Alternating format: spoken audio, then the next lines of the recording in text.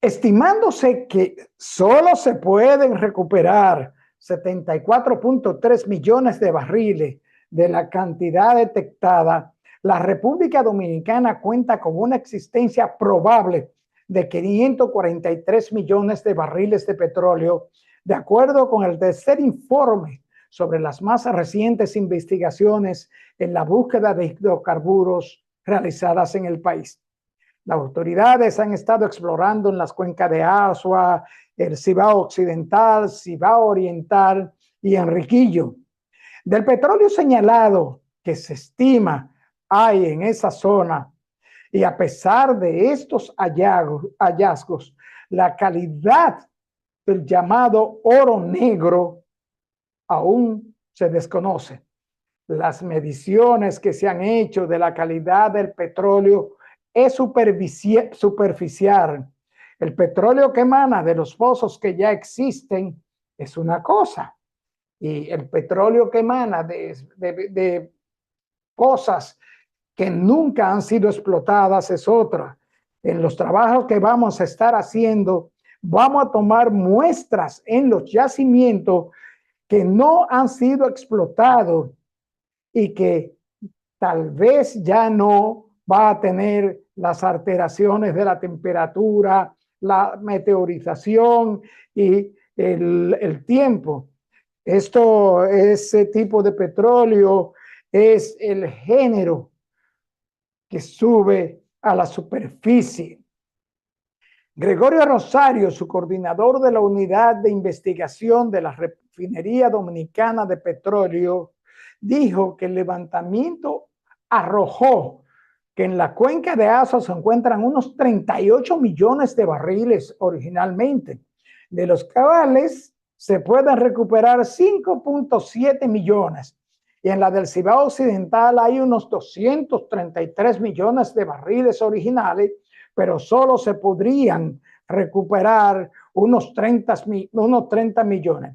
En la cuenca del Cibao Oriental hay 11 billones de barriles y solamente se podrían recuperar 1.6 millones. En la de Enriquillo se estima que hay 246 millones de barriles originales, de los cuales 37 millones podrían ser recuperables.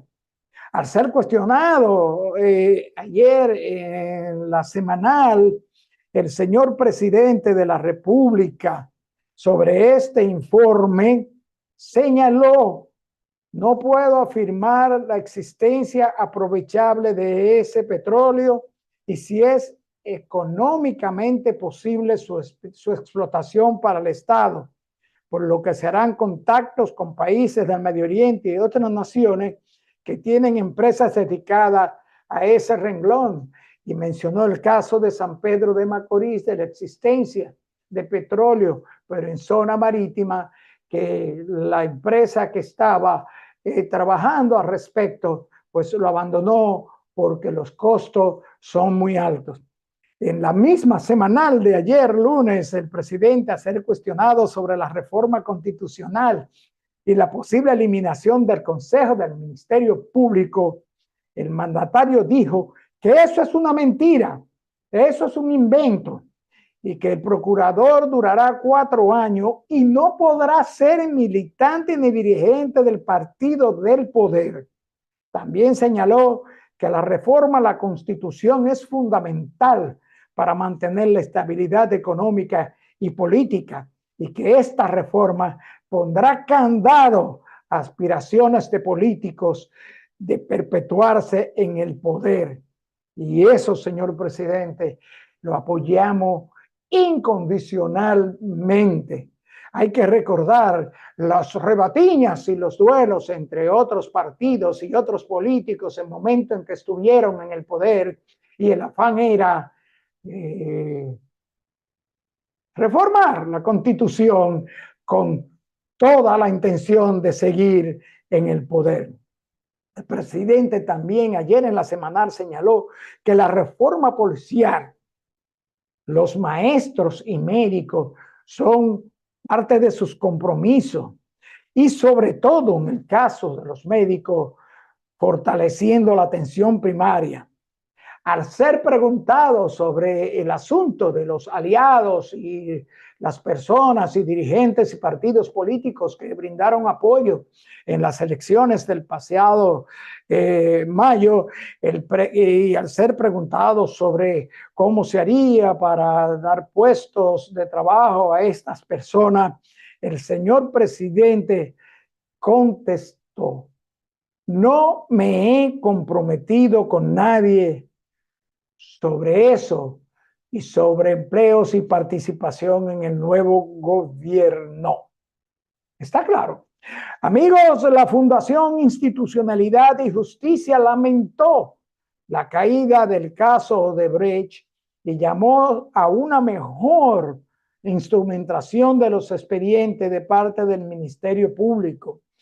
El vicepresidente ejecutivo de Finjus, Servio Tulio Castaño Guzmán, opinó que con la decisión de la Suprema Corte de Justicia de anular la sentencia a los únicos condenados por el referible caso, se requiere de una profunda reflexión de investigación por parte del Ministerio Público.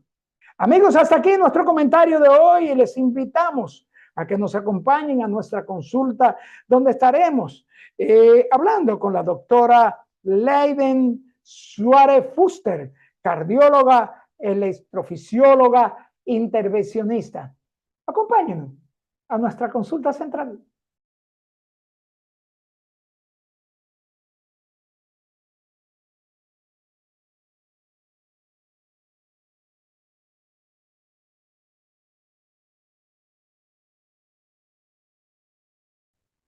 Bien, amigos, nos acompaña hoy en esta consulta la doctora Leiden Suárez Fuster. La doctora Suárez Fuster es cardióloga, electrofisióloga, intervencionista, a quien le damos la bienvenida a Consulta Participativa. Hola, buenos días. Un placer estar con ustedes. Gracias, doctora. El placer es de nosotros, porque no nos cabe la menor duda de que quedaremos debidamente edificados con tantas inquietudes que hay sobre sus especialidades, especialmente la electrofisiología. ¿De acuerdo? Pues vamos de una vez a arrancar, doctora. El electrofisiólogo, cardiólogo, intervencionista. La primera pregunta, doctora. ¿Puede el cardiólogo, electrofisiólogo, ser el médico como cardiólogo de cabecera de un paciente que padezca o tenga un marcapaso colocado? Sí, claro que sí. En primer lugar, yo soy cardióloga clínica porque para hacer alguna subespecialidad, uno debe de hacer 3 años de cardiología clínica. Eso me avala como una cardióloga clínica que maneja em, hipertensión, problemas de colesterol. Después de eso, yo decidí hacer 2 años y especializarme en el área de la electrofisiología, que no es más la especialidad que se encarga del sistema eléctrico del corazón. Nosotros somos especialistas en arritmias y somos especialistas en dispositivos intracardíacos como los marcapasos. Quiere decir que lo adecuado, lo correcto es que la persona que tenga colocado un marcapasos sea seguido por el electrofisiólogo, que es el especialista del área. Eso es así, doctora, y tenemos que, siendo primariamente cardiólogo clínico, que esa es realmente la profesión primaria. Luego se hacen las diferentes eh, especialidades. El cardiólogo clínico ordena, indica estudios. Si un estudio del cardiólogo clínico se determina con un ecocardiograma, un estudio de electrocardiograma o de lo que fuere, problemas de arritmia, problemas cardíacos a nivel de la electricidad del corazón, este cardiólogo clínico refiere al electrofisiólogo, o si es electrofisiólogo, también toma las medidas, las indicaciones pertinentes. Así es. Normalmente nosotros somos un soporte de apoyo. Hay arritmias que las puede manejar perfectamente bien el cardiólogo clínico, pero ya la mayoría de los problemas eléctricos, pues nos corresponde a nosotros. En el área de las arritmias, más del 90% de las arritmias pueden ser curadas a través de procedimientos que solamente hacemos nosotros. Y el cardiólogo clínico nos refiere al paciente, nosotros hacemos los procedimientos del lugar y el paciente pues retorna a su seguimiento cardiovascular con su médico de base. Si el diagnóstico es para el implante de un dispositivo como un marcapaso, ellos nos refieren al paciente. Una vez identificado el problema, nosotros colocamos el marcapaso. El paciente vuelve a su cardiólogo clínico para su seguimiento cardiovascular y van a nuestra consulta 2 veces al año para revisión del dispositivo. Así es que funciona, es una simbiosis laboral importante porque somos un área tan específica, tan especializada.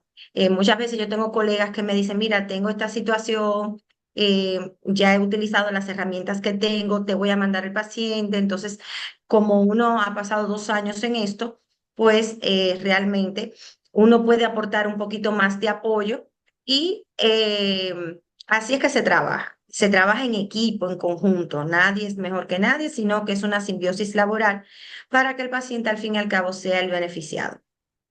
Doctora, qué bien que usted señaló el asunto de las arritmias, eh, señalando que se puede tratar eh, por tipos de arritmia de diferentes modos.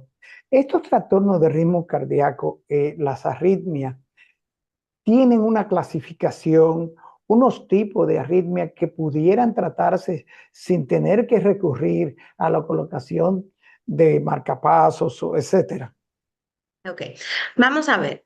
Las arritmias normalmente no requieren la colocación de dispositivos, a menos que sean arritmias ventriculares, que son las que se originan de la parte baja del corazón y pueden poner en peligro la vida del paciente. Y en este caso, los pacientes requieren el implante de un cardiodefibrilador, que es un dispositivo un poquito más especializado y su labor es prevenir la muerte súbita cardíaca. Las arritmias, que son aceleraciones anormales del ritmo cardíaco, se pueden manejar de dos maneras. Se puede manejar a través del uso de fármacos o pastillas, dándole pastilla al paciente, o se puede manejar haciendo un procedimiento llamado ablación, que consiste en utilizando unos cables que colocamos dentro del corazón a través de la vena femoral, sin necesidad de abrirle el pecho al paciente, sin necesidad de tener que someterlo a una cirugía mayor. Se hace en un laboratorio de electrofisiología y tenemos la capacidad de localizar los puntos exactos que están dando origen a estas arritmias y se eliminan aplicando calor a través de unos catéteres y utilizando un equipo de radiofrecuencia. La radiofrecuencia emite calor. Hay nuevas tecnologías que esto mismo se puede hacer utilizando frío, que se llama crioablación, pero en sentido general nosotros utilizamos radiofrecuencia, que lo que aplica es calor. Vamos a ver, lo voy a poner en contexto. Imagínese que usted tiene una verruguita y va al dermatólogo, el dermatólogo dice hay que eliminarla. Casi siempre lo que le hacen es con un pequeño catéter, le aplican donde está la verruguita, le quitan la verruguita, queman ese tejido y ya usted no tiene ese problema. Nosotros hacemos lo mismo dentro del corazón. La ventaja que tenemos y que no teníamos hace aproximadamente 2 décadas atrás es que la tecnología ha avanzado tanto que nos permite curar las arritmias. Y entonces, en vez de yo tener que darle medicamentos a un paciente por 20, 25, 30 años, entonces le puedo ofrecer la oportunidad de decirle, mire, ¿sabes qué? Le voy a dar la oportunidad de curarle la arritmia y que no tenga que tomar pastillas. Bien, doctora, ¿y cuáles son las afecciones o patologías del sistema eléctrico cardíaco? El sistema eléctrico del corazón, cuando pensamos en el corazón, vamos a pensar como si fuera una casita. Las casas tienen tuberías, estas serían las arterias del corazón, las que llevan la sangre al músculo del corazón y permiten que ese músculo se mantenga nutrido, que se mantenga vitalizado. Cuando estas arterias se tapan, ocurren los infartos. En el caso de nosotros, tenemos un sistema eléctrico que es el que hace que el corazón lata a un ritmo y a una frecuencia determinada. vaya en orden, vaya encarriladito. Cuando este sistema falla, puede fallar a través de dos formas. O puede fallar y dejar de llevar la energía suficiente y esto hace que el corazón se ponga muy lento y es ahí donde sí se requiere el uso de un marcapaso. O puede ser que se aloque un poquito, que tenga otras carreteras alternas, creen pequeños cortocircuitos y el corazón se acelere o se ponga muy irritable y crean las arritmias. Entonces, si el corazón se pone muy lento, para la lentitud del corazón, la única forma que tenemos de manejarla es el implante de un marcapaso que funciona como si fuera una plantica eléctrica, un inversor, evitando que el corazón vaya a una frecuencia muy bajita. Y si se pone muy irritable o se pone muy acelerado, entonces ahí tenemos las dos opciones de tratamiento, como le estaba explicando, en donde podemos dar tanto medicamentos o llevar al paciente al laboratorio y entonces hacer los estudios electrofisiológicos y eliminar estos focos de irritabilidad y el paciente pues poderle dar la opción de ser curado de la arritmia. Esas son las dos vertientes de manejo de la especialidad. Está usted hablando, doctora, sobre la bradicardia. Exacto, es el término normal médico que nosotros utilizamos. Bradicardia significa cuando el corazón tiene una frecuencia cardíaca por debajo de los 60, 55 latidos por minuto. Hay instancias en donde hay pacientes bradicárdicos de manera fisiológica, por ejemplo, los deportistas que tienen un acondicionamiento especial, tienden a manejar frecuencias bajas de manera normal. Pero, por ejemplo, una persona normal que no practica deporte de alta intensidad y de buenas a primeras está manejando 40, 32, 35 latidos por minuto, a eso se le llama bradicardia. ¿Cuándo se convierte o es riesgo letal la bradicardia? Eh, lo principal que nosotros tenemos que ver es qué parte del sistema eléctrico está afectado, que me está produciendo esta lentitud del corazón. Cuando se afecta la plantita principal, la principal estructura energética del corazón, que se llama nodo sinusal, que es el que marca el ritmo, pues tenemos enfermedad del nodo sinusal. Esto permite que el corazón lata de 60 a 100, es el que lleva las riendas de todo.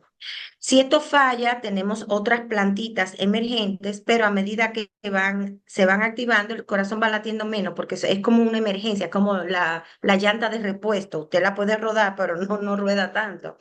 Entonces, normalmente cuando hay una frecuencia por debajo de los 50 latidos por minuto, si es una afectación brusca, aguda, el paciente tiene muchos síntomas y entonces, a menos que sea una causa secundaria, por ejemplo, hay pacientes que están tomando medicamentos para la presión, que dentro de su mecanismo de acción ponen lento el corazón, pues entonces uno retira el medicamento, este efecto bradicárdico se corrige, el paciente entonces vuelve a su ritmo normal y no hay que colocarle el marcapaso. Eso hay que tenerlo muy en cuenta. ¿Qué es lo que está causando esta lentitud? Porque si es una causa reversible, evitamos la colocación del marcapaso. Cuando hay una afectación aguda, por ejemplo, en los infartos agudos al miocardio, que se puede afectar de manera brusca y súbita el sistema de conducción, entonces se requiere la colocación de un marcapaso, ya sea de manera transitoria o de manera permanente. Doctora, Pero mire por que, debajo de los 50, 45 latidos ya uno se pone en alerta. O sí, si el mire paciente que, está muy sintomático. doctora, mire qué interesante. Entonces, tenemos que el paciente con problemas de hipertensión o hipotensión, hay medicamentos que pudieran provocar estos efectos bradicárdicos. Claro que sí, por ejemplo, los betabloqueantes, medicamentos como el atenolol, el bisoprolol, todos los de la familia que terminen en ol tienen efectos bradicardizantes. Asimismo, otros medicamentos como los calcio antagonistas, especialmente los no dihidropiridínicos como el diltiazem y el verapamilo, también tienen efectos bradicardizantes.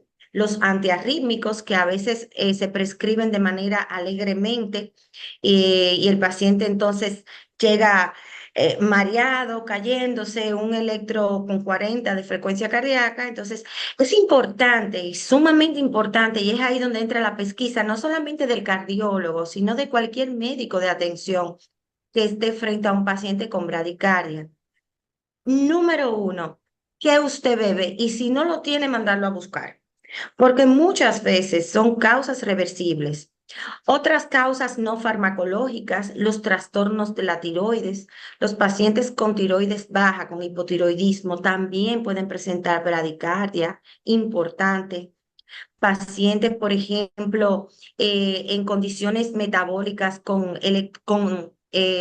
desbalance hidroelectrolítico, como potasio bajo, magnesio bajo, calcio bajo, todas esas sustancias que nosotros podemos medir. Pacientes que usan digoxina, se me había olvidado esta droga tan usada, sobre todo a nivel de las provincias y los campos, que es una droga que se usa mucho en insuficiencia cardíaca, pero también enlentece el corazón. O sea que la, la pesquisa de la información y revisar la farmacia del paciente es fundamental. Que le tiren foto y que sea usted mismo que vea, porque la mayoría de las personas no se saben los nombres de los medicamentos. O sea, doctora, es como decíamos, porque justamente tenemos una pregunta que habíamos guardado sobre el asunto de estos medicamentos y el problema bradicárdico. Una paciente que está medicada para hipertensión, está medicada con levotirosina para el asunto de las tiroides, está medicada con antihipertensivo como los metoprolol, los meprolol. O sea, ella tiene 4 medicamentos indicados que tienden a regularle el problema de hipertensión. Y también tiene colocado marcapaso porque tiene eventos bradicárdicos. Bien, lo cortés no quita lo valiente en medicina. Si ya la paciente tiene un marcapaso, ella puede usar medicamentos bradicardizantes porque quizás tiene una condición de base que lo amerita. Vamos a decir, yo tengo pacientes que hacen las dos cosas. Se ponen muy lentos, se ponen muy bradicárdicos, pero también tienen arritmias que tengo que controlarlas con medicamento. Entonces, en este caso, donde el paciente tiene una situación donde o se me pone muy lento, pero al mismo tiempo tengo que medicarlo para otras cosas, el implante de un marcapaso está indicado. En el caso de la paciente, si ya tiene un marcapaso, uno puede dar esos medicamentos con total seguridad. ¿Por qué? Porque sabemos que el marcapaso va a evitar que la frecuencia cardíaca baje de cierto número. ¿Ok? O sea, yo a esa paciente con marcapaso le puedo dar todo el beta bloqueante del mundo, nunca su frecuencia va a bajar de 60, vamos a ponerlo así, porque tiene su marcapaso. Ahora bien, si es una paciente que no tiene marcapaso y está usando esta medicación, lo primero que tenemos que revisar es por qué usted la está usando. ¿Realmente la requiere? ¿Puedo hacer algún cambio? ¿Puedo modificar la dosis? ¿Me está tolerando bien? Si todas esas preguntas son respondidas y aún así la paciente se mantiene bradicárdica, es razonable bajo las guías de manejo internacional implantar un marcapaso para poder entonces medicar conforme a lo que tenga la paciente. Ahora bien, no es verdad que yo le voy a colocar un marcapaso a una paciente que está tomando, vamos a decir, atenolol. Yo le puedo cambiar el atenolol por otro medicamento y que le voy a poner un marcapaso para seguir dándole atenolol. Así no. En medicina uno tiene que ser muy cauto y sobre todo a la hora de tomar decisiones que van a impactar de manera sustancial la vida del paciente, porque el implante de un marcapaso, tener un dispositivo implantado, eso tiene sus bemoles. Entonces, mientras uno lo puede evitar, lo evitamos.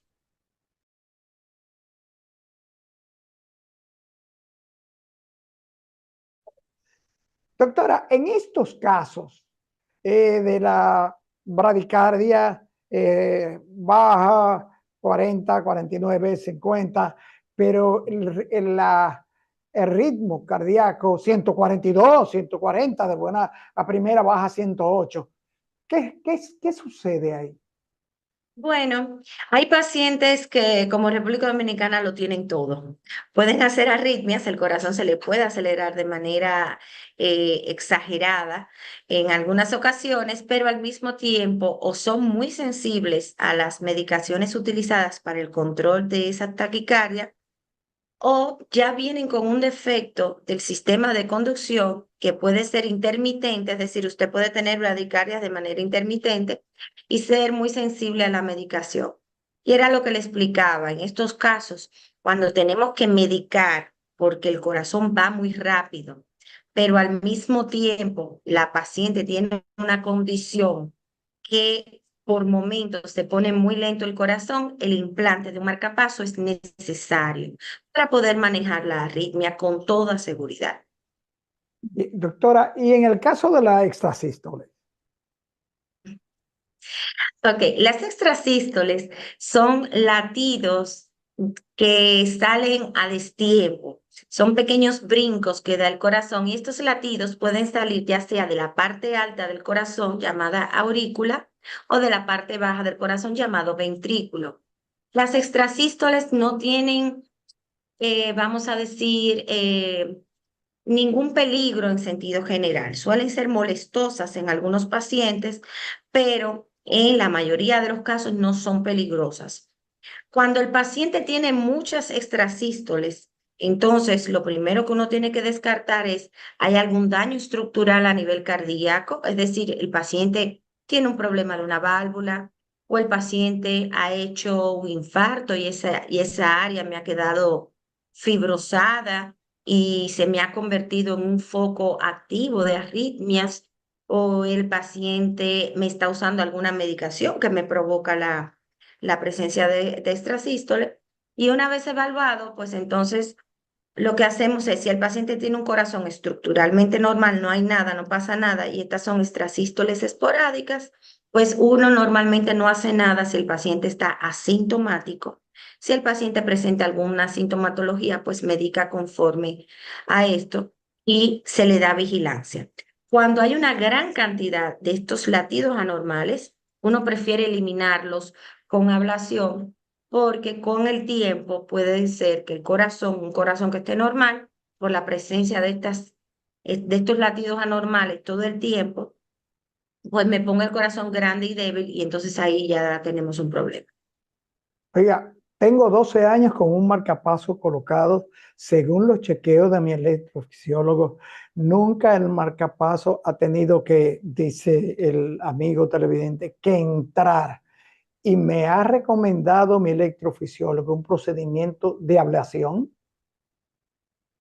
Hay que ver por qué le está recomendando el procedimiento de ablación. Normalmente la ablación se reserva para ritmos acelerados, para arritmias. Usted puede tener un marcapaso y puede tener 7 arritmias distintas.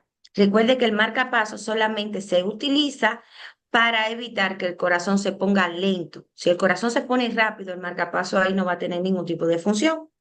Ahora bien, si dice que el marcapaso no ha entrado, es porque el ritmo o el trastorno eléctrico que usted tenía que le provocaba que el corazón estuviera lento en el momento que se le implantó, pues revirtió. Eso puede pasar. Doctora, ¿y cómo y cuándo se selecciona? ¿Por qué se selecciona el tipo de marcapaso a colocar? Porque tenemos entendido que hay diferentes tipos de marcapaso, ¿no? Sí, así mismo es. Vamos a ver, cuando hablamos de marcapasos, en el argot popular se engloban todos los dispositivos intracardíacos, ¿sí? Entonces, tenemos lo que se llama el brady pacing o el marcapaso para bradicardia, que es el marcapaso sencillo, ¿sí? El que evita que el corazón se ponga lento, que es el que la mayoría de los que andan con marcapasos tienen implantado. Tienen 2 cables que van conectados dentro del corazón. Ahora tenemos una nueva tecnología de un marcapasos sin cable, pero ya eso es otra pregunta. Tenemos marcapasos especializados o dispositivos especializados, como por ejemplo los resincronizadores, que son unos dispositivos más grandes que están indicados en una población especial que requiere otro tipo de estimulación. Es un marcapaso específico para pacientes de falla cardíaca y ayuda a que el corazón tenga un poquito más de fuerza. Eso ya son dispositivos más especializados. Y tenemos el desfibrilador, que es un marcapaso que su principal función es la prevención de muerte súbita. En el caso de que el paciente haga una arritmia que ponga en peligro su vida, el paciente da una descarga, el marcapaso da una descarga eléctrica y evita que el paciente muera. A todo eso se le dice marcapaso, pero tiene sus nombres y sus indicaciones claras. La más común es la bradicardia y lo que se implanta es un marcapaso simple, un marcapaso regular. Doctora, y el famoso Holter y el grabador de ciclo implantable o el loop recorder. Loop recorder es otro tipo de marcapaso o sustituye a un tipo de marcapaso. No, el Loop Recorder, y qué bueno que lo menciona, es una tecnología que está disponible en nuestro país y es un holter implantable, es como si fuera una memoria USB que se pone debajo de la piel y nos puede durar hasta 3 años. Y se utiliza como método diagnóstico. Como método terapéutico no tiene ningún tipo de función. Es simplemente un registro eléctrico. Es como que usted le estén haciendo un electro 24 horas al día del corazón. Y es una herramienta fundamental para el electrofisiólogo. ¿Por qué? Porque una de las herramientas que más nosotros necesitamos y utilizamos es el registro eléctrico del corazón. Por eso es que uno a veces indica holter y holter y holter, que es el aparato que le pegan 24 horas y usted no se puede bañar. Pues eso es importante a la hora de correlacionar los síntomas del paciente. Porque, ¿cuáles son los principales síntomas que nos llegan al electrofisiólogo? Palpitaciones. Ay, corazón me brinca. Y estudios van y estudios vienen, y estudios van y estudios vienen, y a veces nosotros no tenemos la respuesta a esta sintomatología porque los estudios que hacemos es de tiempo muy cortito. Y a veces estos síntomas se presentan 1 o 2 veces a la semana. Entonces, el Lubricor es una herramienta sumamente importante y ojalá la pudiéramos implantar en todos los pacientes porque nos daría respuestas muy acertadas y mucho más rápido. Esto, doctora, entonces quiere decir que el marcapaso, se tiene la creencia de que el marcapaso que usted señaló primero como el más implantado, normal por el asunto de la bradicardia y la lentitud del corazón. Este tipo de marcapaso, el que se lo coloca para bradicardia, no hace un seguimiento continuo de los eventos arrítmicos y de los problemas del corazón. Sí, claro que sí. Una vez usted tiene un marcapaso implantado, usted tiene dos cables intracardíacos que en la punta tienen unos sensores y funciona como si fuera un holter implantable, pero jamás yo voy a ponerle un marcapaso a un paciente para utilizarlo como un método diagnóstico. No, no, no. El loop recorder es otra cosa. Ya el marcapaso lo utilizamos, por ejemplo, yo he tenido pacientes que vienen, yo le pongo su marcapaso y a los 6 meses le digo, pero mire, usted está teniendo arritmias. La arritmia que usted tuvo fue en marzo y yo estoy viendo paciente ahora en agosto. Entonces, el marcapaso sí funciona como con un registro intracardíaco de los eventos que el paciente haga, siempre y cuando sean eventos arrítmicos. El loop recorder se le puede implantar a cualquier persona que le estemos investigando los síntomas como las palpitaciones, pacientes que hacen desmayo a repetición, y esto no va dentro del corazón, esto va debajo de la piel, cerquita del área donde está ubicado el corazón, pero no va dentro del corazón. Es como si fuera una memoria USB que va ahí. Doctora, fíjese, ese loop recorder, el grabador de ciclo implantable, es entonces una herramienta casi imprescindible. Y me asalta preguntar, el que ya tiene colocado un marcapaso porque padece bradicardia, ¿sería necesario o se le podría también colocar el grabador de ciclo? No es necesario colocarse a los pacientes con dispositivos intracardíacos siempre y cuando eh, sea un dispositivo normofuncionante. No, no, no es necesario. Eh, yo he tenido pacientes donde le he implantado el loop recorder veo que realmente, por ejemplo, hay pacientes que me hacen una bradicardia extrema, ¿no? 10 segundos sin latido, una sístole importante.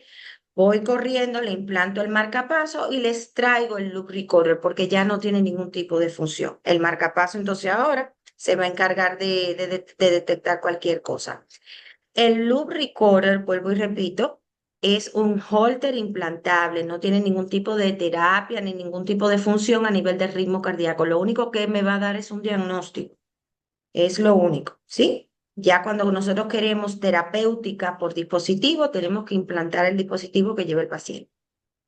Esto querría decir, doctora, que con el loop recorder instalado no sería necesario los ecocardiogramas Stein, las pruebas de fuerza, porque tendríamos la información en el loop recorder. En la mayoría de veces, cuando nosotros decidimos implantar un loop recorder, ya el paciente ha hecho todas las pruebas complementarias que le podemos ofrecer, porque uno va de lo más sencillo a lo más complejo. Este loop recorder no lo cubre ningún seguro y creo que está costando como $2.500, una cosa así, el aparatito. Y eso se hace Ujú. en 5 minutos en la oficina, eso no se pone bajo la piel con anestesia local y el paciente se va para su casa. Y cuando tengo un evento, pues acudo a la oficina, revisamos con la computadora qué fue lo que pasó. Ah, sí, mira, hiciste tal cosa, entonces ahora bien, uno va de lo más sencillo a lo más complejo.